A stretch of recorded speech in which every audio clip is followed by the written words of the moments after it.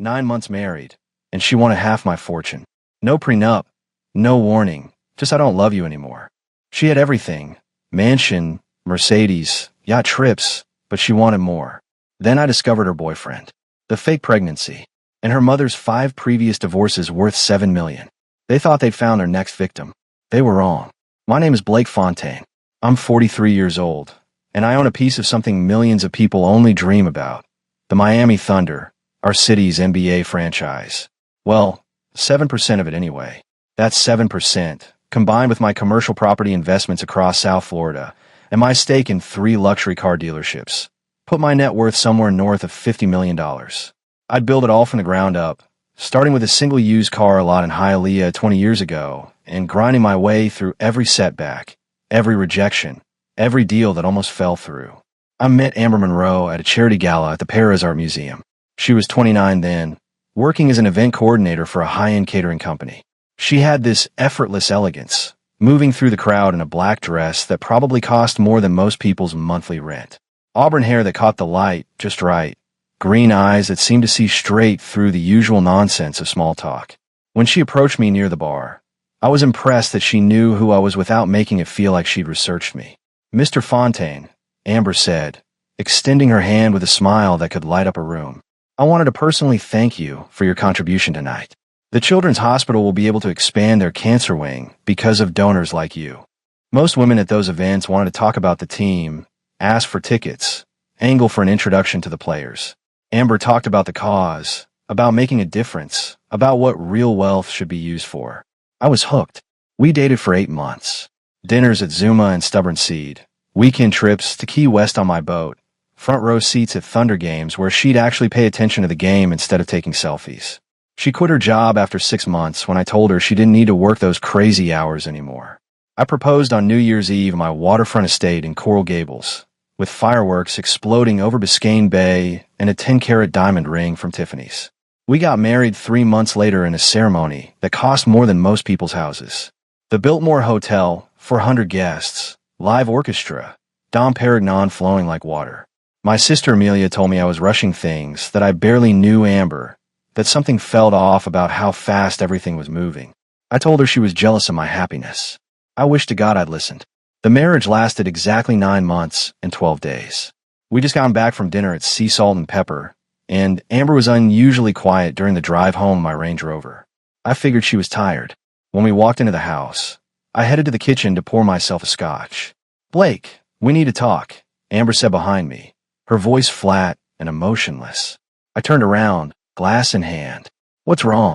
She didn't sit down, didn't soften the blow, didn't even pretend to be upset about what she was about to say. "I want a divorce," Amber stated, crossing her arms. "I don't love you anymore. I'm not happy. I want out." After a marriage that lasted less than a year, she said she wanted a divorce. I was stunned, standing there like an idiot with my scotch, trying to process words that made no sense. But looking at her cold expression, I realized something that would change everything. She expected me to roll over, to be the nice guy, to let her walk away with half of everything I'd built. What Amber didn't know was that I was about to surprise her in ways she never saw coming. The first 48 hours after Amber dropped the divorce bomb, I played it cool. I didn't yell, didn't beg, didn't ask her to reconsider.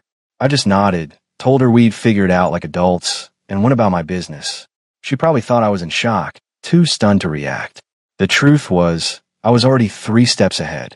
That first night, after she went to bed in the guest room, I sat in my home office and made a list. Not an emotional list of all the ways she'd hurt me. That would come later, probably with a bottle of bourbon. This was a tactical list. What did I need to protect? Who did I need to call? What moves did I need to make before she got her lawyers involved? At 7 the next morning, I called David Kaplan. David wasn't just any divorce attorney. He was the divorce attorney in Miami. If you were rich and your marriage was falling apart, David was the guy who made sure you stayed rich. He'd handled cases for athletes, executives, even a couple of celebrities who kept their splits out of the tabloids. His retainer alone was 50 grand, but he was worth every penny. "Blake," David answered on the second ring, his voice crisp and professional. "What can I do for you?" "My wife wants a divorce," I said, cutting straight to it. "We've been married 9 months. No prenup. I need to protect my assets." There was a pause. Then David's tone shifted to all business. Come to my office this afternoon. 2 o'clock. Don't tell her where you're going, and don't discuss finances with her until we talk. Understood. I hung up and stared at my phone. The next call was harder. I dialed my sister Amelia's number, and she picked up on the first ring. Blake. Amelia's voice was cautious. This is early for you. You were right, I said, the words tasting like ash in my mouth. About Amber. About everything. There was a long silence on her end, and when she finally spoke, there was no satisfaction in her voice, just sadness. What happened? She wants a divorce. Came out of nowhere last night. We haven't even been married a year, Mel. My sister exhaled slowly. I'm sorry, Blake. I really am. But you need to listen to me now. Don't trust anything she says, and don't make any moves without a lawyer. Women like her don't just wake up and decide to leave. There's always a plan. I've got David Kaplan on retainer as of this afternoon. Good, Amelia said firmly. And Blake, call me if you need anything. I mean it. I don't care what time it is. After we hung up, I went through the motions of my morning routine. Shower, coffee, check the markets, reviewed emails from my property managers. Amber came downstairs around 9, dressed like she was heading to a spa day, yoga pants, designer athletic top, hair pulled back. She looked at me like I was a stranger. I'm going out for a while, Amber announced, grabbing her Birkin bag from the counter. Where? I asked, keeping my tone neutral. Does it matter? She shot back, a hint of annoyance in her voice. We're getting divorced, Blake. You don't get to interrogate me anymore. I took a sip of my coffee and smiled. You're right. Have a good day. She looked surprised by my response, maybe even a little disappointed that I wasn't putting up a fight. She left without another word, and I watched through the window as her white Mercedes pulled out of the driveway. The second she was gone, I grabbed my phone and called a number I'd hoped I'd never need. It rang 3 times before a gravelly voice answered. Callahan Investigations. I need surveillance on my wife, I said. Starting today. I want to know everywhere she goes, everyone she meets, and every conversation you can legally record. Money's no object. Address. The voice on the other end asked, all business. I gave him the details, and just like that, the real game began. Amber thought she was going to blindside me and walk away with millions. She had no idea I was about to flip the script on her completely. David Kaplan's office was in a glass tower in Brick Hill, overlooking the Miami skyline. Everything about the place screamed success. Mahogany furniture, original art on the walls, a view that probably cost more per square foot than most people's apartments. When his assistant showed me into his office, David was already reviewing documents on his computer, his reading glasses perched on his nose. Blake, David said, standing up to shake my hand. He was 50, fit, with silver hair and the kind of confidence that came from winning cases most lawyers wouldn't touch. Sit down. Let's talk about your situation. I took the leather chair across from his desk. How bad is it? Without a prenup? It could be very bad, David said bluntly, removing his glasses. Florida is an equitable distribution state, which means the court divides marital assets fairly. Not necessarily 50-50, but fair based on various factors. You've been married 9 months. Everything acquired during the marriage is potentially on the table. What about what I had before we got married? I asked. That's separate property, but here's the catch. If it got commingled with marital funds, if she contributed to its increase in value, or if you put her name on anything, it becomes complicated. David leaned forward. Tell me everything. And I mean everything. Bank accounts, property, businesses, investments. I need to know what we're protecting. I spent the next hour laying it all out. The 7% stake in the Miami Thunder that was worth about $12 million. The 3 luxury car dealerships that generated $8 million a year in revenue. The commercial properties in Coral Gables and Miami Beach. The house in Coral Gables itself, worth $4 million.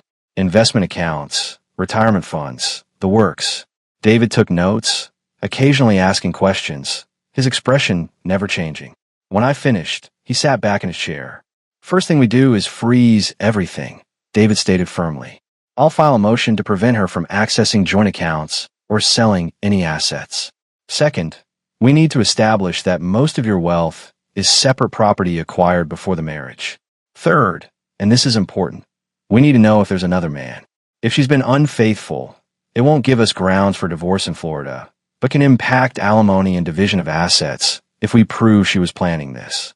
I've already got someone on that, I said. Callahan Investigations started surveillance this morning. David smiled for the first time. Good.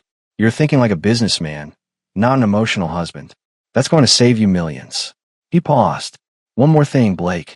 Don't confront her about anything until we have proof. Let her think you're cooperating, that you're going to make this easy. The more comfortable she gets, the more mistakes she'll make. When I got home that afternoon, Amber's Mercedes was in the driveway. I found her in the kitchen. Making herself a salad like this was just another normal day. How was your day? I asked, keeping my voice neutral. Amber looked up, surprised I was being civil. Fine. I had lunch with some friends. That's good.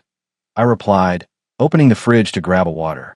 Listen, I've been thinking about what you said. About the divorce. She stopped chopping vegetables, her expression guarded. And I don't want to fight, I said, delivering the lie smoothly. We're both adults. We should be able to handle this maturely, right? No lawyers destroying each other. No drama. Just a clean split.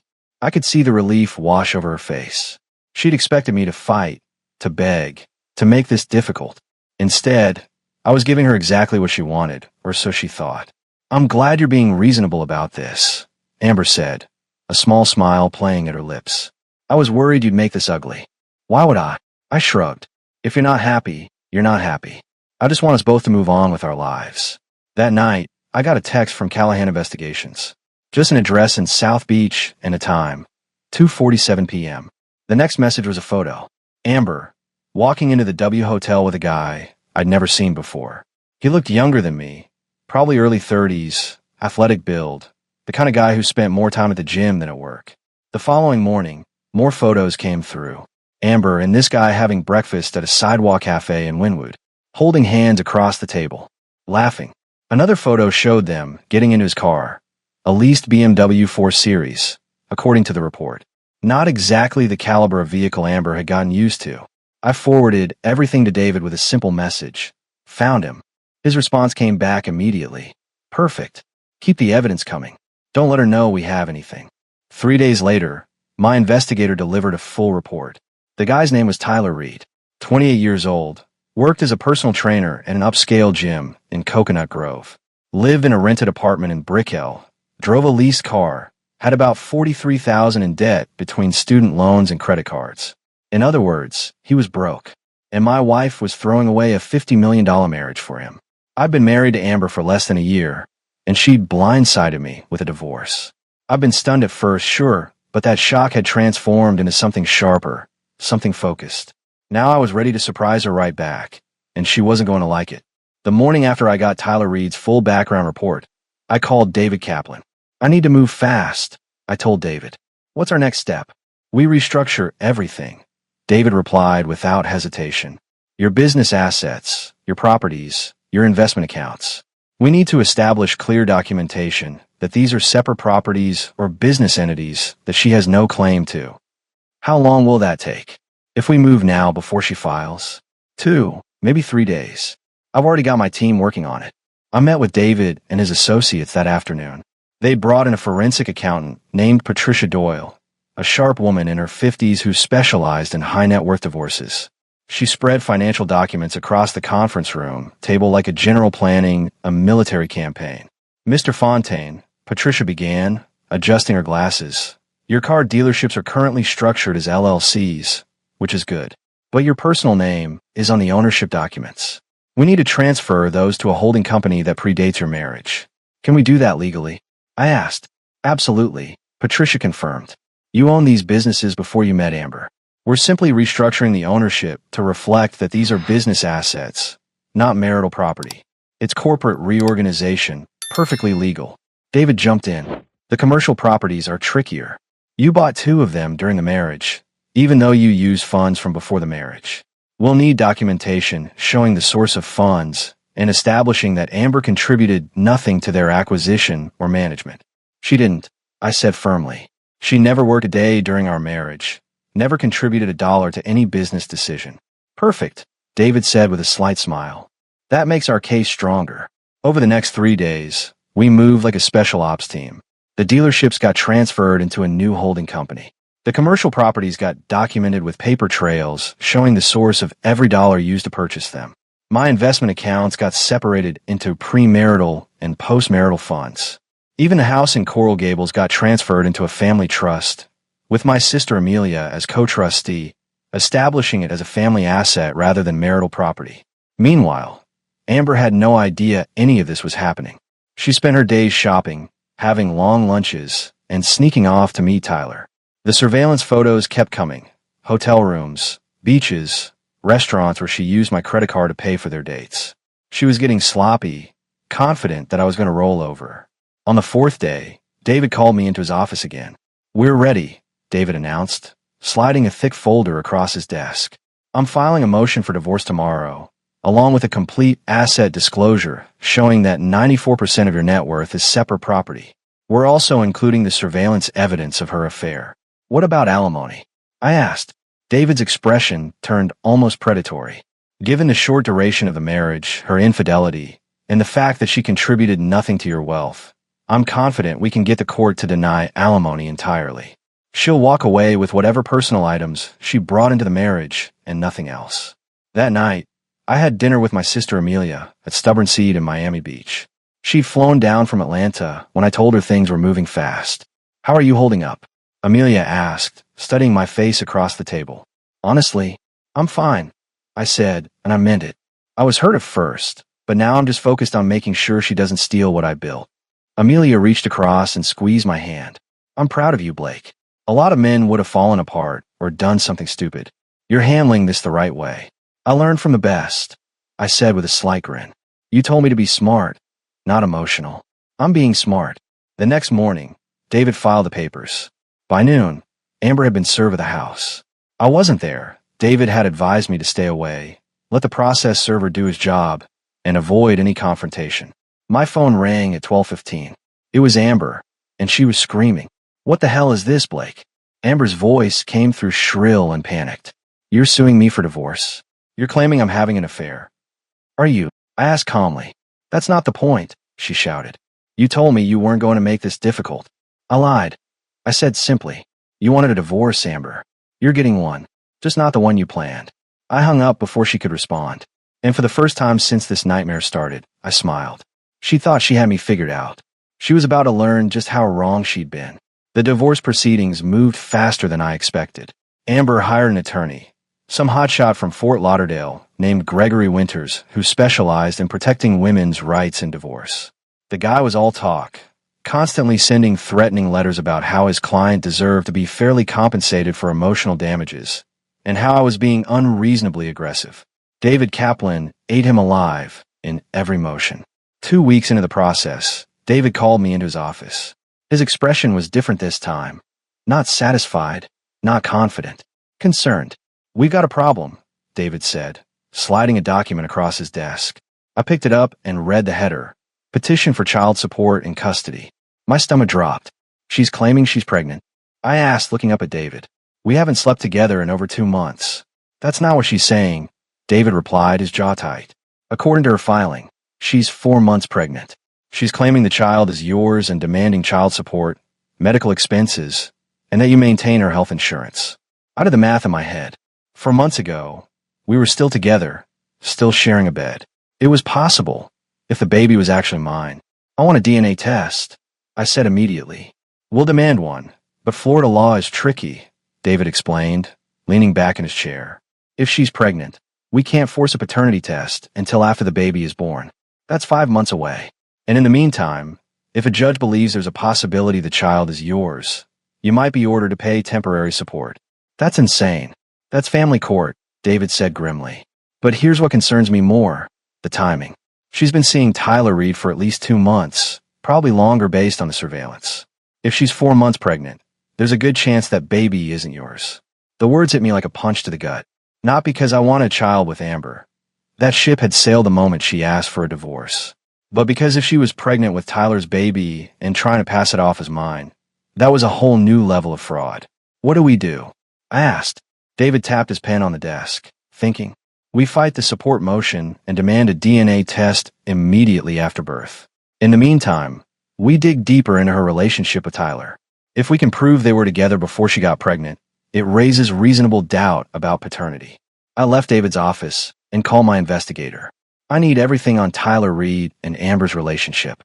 Phone records, hotel receipts, anything that shows when they started seeing each other.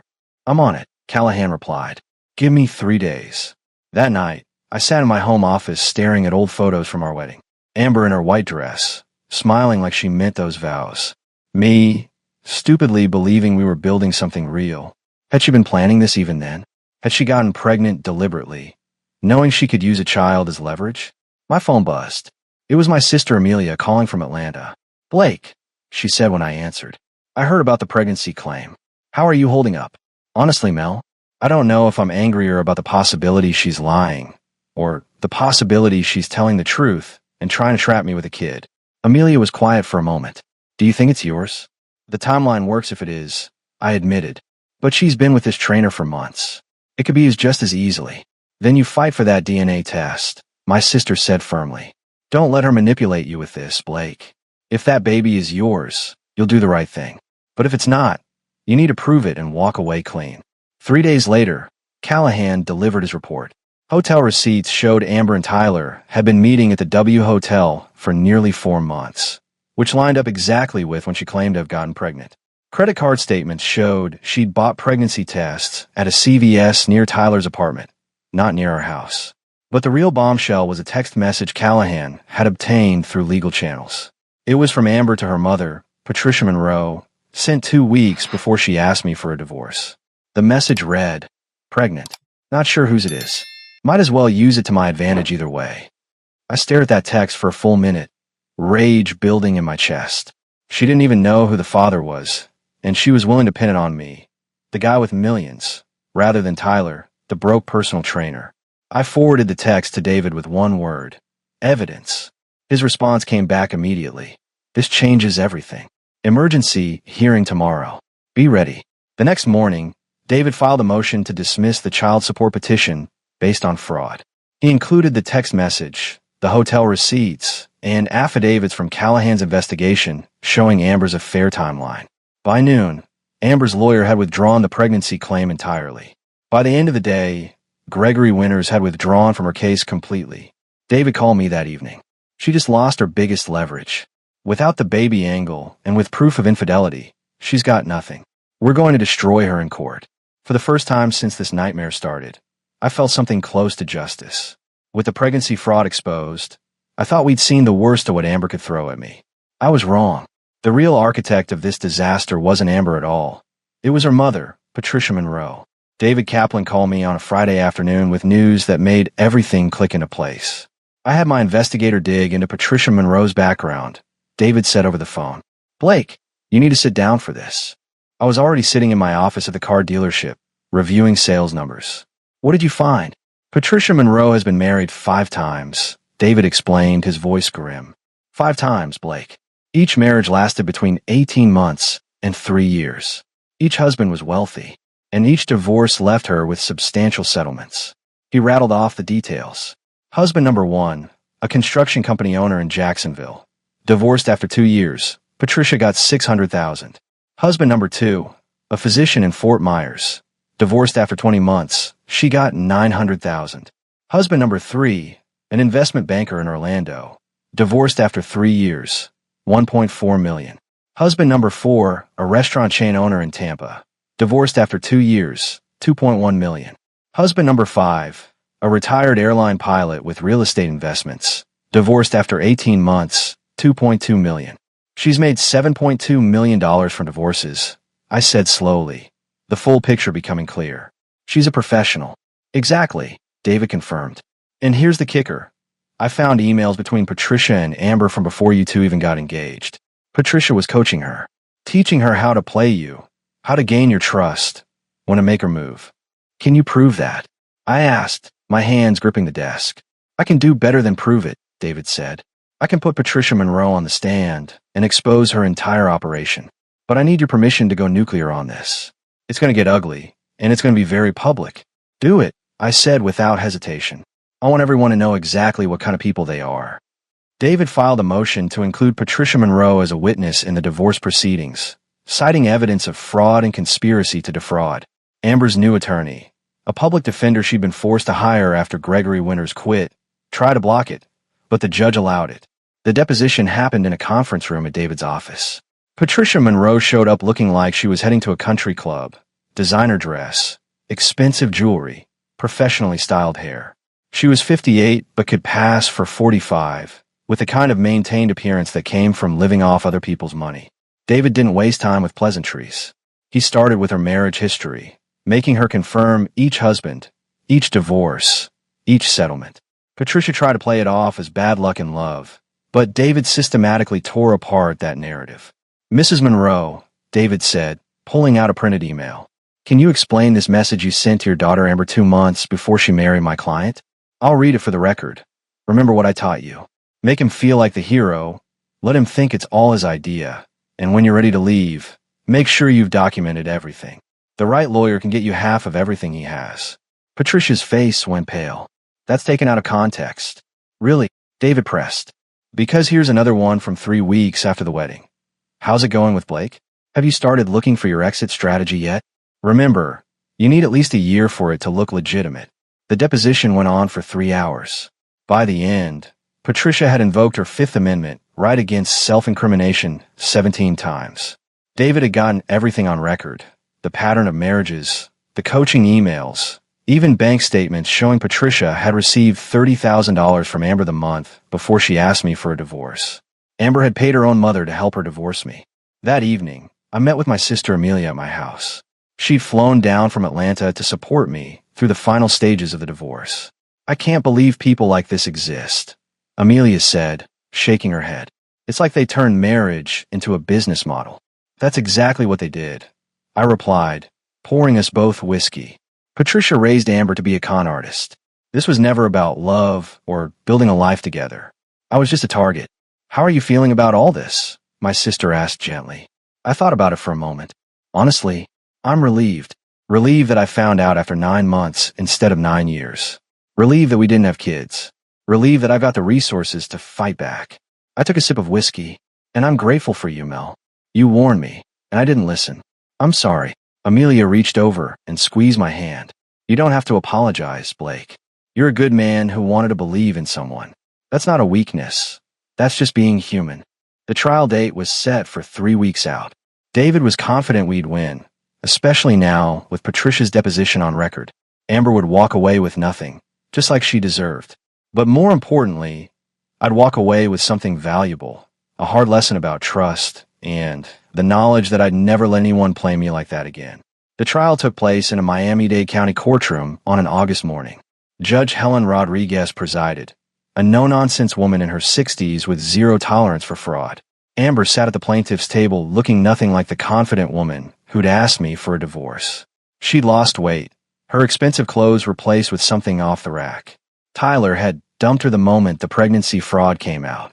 David presented our case, methodically. The surveillance photos. The text message admitting she didn't know who the father was. The hotel receipts. Patricia Monroe's deposition.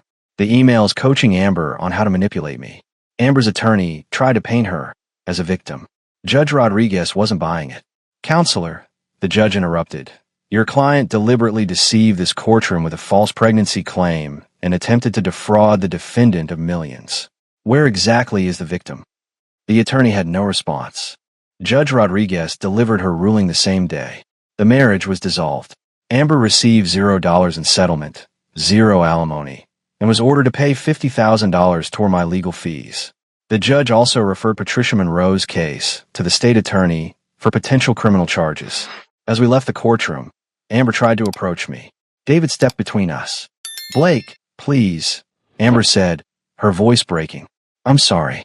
My mother convinced me. Your mother didn't force you." I cut her off coldly. "You made calculated decisions to lie, cheat, and steal. Now live with it." I walked away without looking back. Outside, my sister Amelia was waiting. "How do you feel?" she asked. "Free," I said. For the first time in months, completely free. That evening, I met with the Miami Thunder ownership group. Some owners had expressed concerns about my focus during the divorce. I addressed them directly. "Gentlemen, I went through hell these past months, but I handled it strategically, legally, decisively, the same way I handle business. My personal life is settled. I'm more focused than ever." The lead investor, Richard Foster, nodded. "That's what we like to hear, Blake." 2 weeks later, David called with news. The state attorney just charged Patricia Monroe with felony fraud, David said. Pattern of marriage fraud spanning 20 years. She's looking at 5 to 10 years. Justice had a long memory. 4 months after the divorce, I stood on my yacht watching Miami sunset. The Thunder had won 3 straight games. My dealerships posted record sales, and my properties had new tenants. Life was good again. I'd started dating carefully, watching for warning signs I'd missed with Amber. The manufactured interest in wealth, rather than genuine interest in me as a person. Rosa, my housekeeper, had told me after the divorce that she'd known Amber was no good from the start. Why didn't you tell me? I'd asked. Would you have listened, Mr. Blake? She had a point. One evening at Mandolin Aegean Bistro, I ran into Tyler Reed with another older, expensively dressed woman. He was working the same charm routine. Our eyes met. Tyler's expression shifted to fear. He quickly left before finishing his meal. Good. Let him run. David called with the final update on Amber. She'd moved to Central Florida, back to her mother's hometown. Patricia was awaiting trial. Amber had a job as a waitress at a chain restaurant. From mansion to serving tables. The fall was complete. Do you feel vindicated? David asked. I feel at peace, I replied. Justice, not revenge. 8 months after the divorce, I was at a charity event at the Paris Art Museum, where I'd met Amber years ago. This time I was cautious. A woman approached me at the bar. Her name was Elena, a physician running a free clinic in Little Havana. She didn't know who I was, didn't care about the Thunder. She wanted to talk about her work, her community, making a real difference. We talked for 2 hours. She gave me her number on a clinic business card. Call me if you'd like coffee, Elena said simply. Just coffee, just conversation. I called the next day. We had coffee, then dinner, then more dinners. 3 months later, she still didn't care about my money. She paid for her own meals, insisted on splitting costs, declined every expensive gift. I like you for you, Blake, Elena said. Not for what you can buy me. Those words meant more than any I love you Amber had ever said. I'd survived the storm and found something real. 4 months after the trial, David Kaplan called with news that reopened a wound I thought had healed. Blake, we need to talk about Amber's baby, David said, his tone serious. She had a child 2 weeks ago. A girl. I felt my chest tighten. And her attorney contacted me. Amber wants to establish paternity and file for child support. She's claiming the baby is yours. We're doing a DNA test, I said immediately. Non-negotiable. David arranged it within a week. The process was simple. A cheek swab from me, a sample from a baby, sent to a certified lab. The wait for results felt like forever. When David called with the results, I was in my office at the Thunder's training facility. Blake, sit down, David said. The baby isn't yours. DNA confirms zero paternity. The biological father is almost certainly Tyler Reed, based on the timeline. Relief washed over me, followed quickly by anger. She tried to trap me again, even after everything. She's desperate, David explained. Tyler won't acknowledge the child. She's broke, and she thought one more lie might work. I'm filing a motion to sanction her attorney for filing a frivolous paternity claim. This needs to stop. The judge agreed. Amber was sanctioned, her attorney withdrew, and I received a permanent court order preventing any future paternity claims. The door was finally completely closed, but something else came out during that process. Rosa, my housekeeper, approached me one evening while I was having dinner at home. Mr. Blake, Rosa said hesitantly, I need to tell you something. About Miss Amber. What is it, Rosa? Before you married, I saw her going through your office papers, Rosa confessed, wringing her hands. Looking at your business documents, taking pictures with her phone. I should have told you, but I was afraid to lose my job. My jaw clenched. She was gathering information, even before the wedding. Rosa nodded. I'm so sorry, Mr. Blake. I should have said something. I wasn't angry at Rosa. She'd been put in an impossible position. But it confirmed what I'd suspected. Amber and Patricia had been planning this from the very beginning. Every moment of our relationship had been a calculated performance. I called David and told him about Rosa's revelation. He documented it, adding it to the growing file of evidence against Patricia for her upcoming criminal trial. 2 weeks later, I attended Patricia Monroe's criminal trial as a witness. The prosecution had built an overwhelming case. 5 marriages, $7.2 million in fraudulent settlements, emails coaching Amber, and now Rosa's testimony about premarital espionage. Patricia's defense attorney tried to paint her as a woman who'd simply had bad luck in relationships. The prosecutor destroyed that narrative with a timeline showing the calculated pattern. Target wealthy men, marry quickly, exit strategically, repeat. The jury deliberated for 4 hours. Guilty on all counts of fraud and conspiracy. At sentencing, Patricia received 8 years in federal prison and was ordered to pay restitution to all 5 ex-husbands. As the marshals led her away, she looked at me with pure hatred. "You think you've won," Patricia hissed. "But Amber will find another man, and this will all start over." "Not this time," I replied calmly. "Every court record, every news article, every piece of evidence is public now. Anyone who searches her name will know exactly what she is. You didn't just fail. You exposed your entire operation." Patricia's face went pale as the reality hit her. She'd spent 20 years perfecting her scam, and in trying to target me, she destroyed it completely. Outside the courthouse, a reporter asked me how I felt about the verdict. "I feel like justice was finally served," I said. "Not just for me, but for every man Patricia and Amber ever targeted, and for every man they won't be able to target in the future." That night, I had dinner with Elena at her favorite Cuban restaurant in Little Havana. We'd been dating for 5 months now, taking it slow, building something real. "How are you feeling after today?" Elena asked, reaching across the table to take my hand. "Lighter," I said honestly. "Like I can finally close that chapter and move forward." She smiled. "Good, because I was hoping we could talk about the future. Our future." For the first time in over a year, talking about the future didn't scare me. It excited me. 14 months after Amber asked for a divorce, I found myself back at the Paris Art Museum for another charity gala, the same place where this nightmare had started. But this time, I wasn't alone. Elena was by my side, elegant in a simple navy dress, talking animatedly with other doctors about expanding free clinic services across Miami. The Thunder had just made the playoffs for the first time in 5 years. My dealerships were expanding into Fort Lauderdale. My commercial properties were fully leased with waiting lists. Everything I protected during the divorce was now thriving. My sister Amelia had flown down from Atlanta for the event. She pulled me aside during the cocktail hour. "You look happy, Blake," she said, studying my face. "Really happy." "I am," I replied. "For the first time in a long time, everything feels right." "Elena's good for you," Amelia observed. "She's real, genuine. Nothing like." "Don't even say her name tonight," I interrupted with a slight smile. "That's over. Completely over." Later that evening, I got an unexpected call from David Kaplan. I stepped out onto the museum's terrace to take it. "Blake, I thought you want to know," David said. "Amber left Florida, moved to Texas with a baby.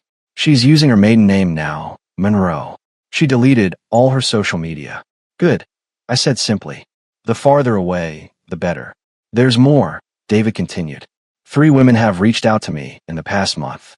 They've all encountered Patricia or Amber's tactics, either from them directly years ago, or from other women using the same playbook. They want to file a class action lawsuit and use our case as precedent. "Do it," I said without hesitation. "Help them. If we can stop this pattern, we should." When I returned inside, Elena was waiting with 2 glasses of champagne. "Everything okay?" she asked. "Everything's perfect," I said, taking the glass. "Just closing some old doors." We toasted, and I looked around the room. The same venue where I'd met Amber, where I'd been charmed and deceived. But tonight, it felt different. Tonight, it was just a beautiful space full of good people doing good work. A year ago, I'd been sitting in my house, stunned, listening to Amber demand a divorce after less than a year of marriage. She thought she was going to surprise me, to walk away with millions while I stood there helpless. Instead, I'd surprised her. I'd fought back with strategy, evidence, and the law. I'd protected everything I'd built, and I'd exposed an operation that had been destroying men's lives for 2 decades. The divorce had cost me about $300,000 in legal fees, a fraction of what Amber had tried to take. Patricia was in prison. Amber was hiding in another state with a baby that wasn't mine, working minimum wage jobs, living the consequences of her choices. And me? I was standing in a museum with a brilliant, compassionate woman who loved me for who I was, not what I had. I had my businesses, my team, my family, and my integrity intact. As the evening wound down, Elena and I stood on the terrace overlooking Biscayne Bay. The Miami skyline glittered against the dark water, and a warm breeze carried the scent of salt air. "What are you thinking about?" Elena asked, leaning against me. "How different my life looks now compared to a year ago," I said. "How close I came to losing everything, and how grateful I am that I didn't." Elena squeezed my hand. "You didn't just survive, Blake. You won. Not by being bitter or vengeful, but by being smart and principled. That's the man I fell for." I kissed her forehead, feeling something I hadn't felt in a long time. Complete peace. Amber had tried to destroy me. Instead, she taught me valuable lessons about trust, about protecting what matters, and about recognizing the difference between performance and authenticity. I'd come out stronger, wiser, and with someone who actually deserved my trust. That wasn't just victory. That was transformation. And as I stood there with Elena, looking out at the city I'd built my fortune in, I knew one thing for certain. The best chapters of my life were still ahead of me.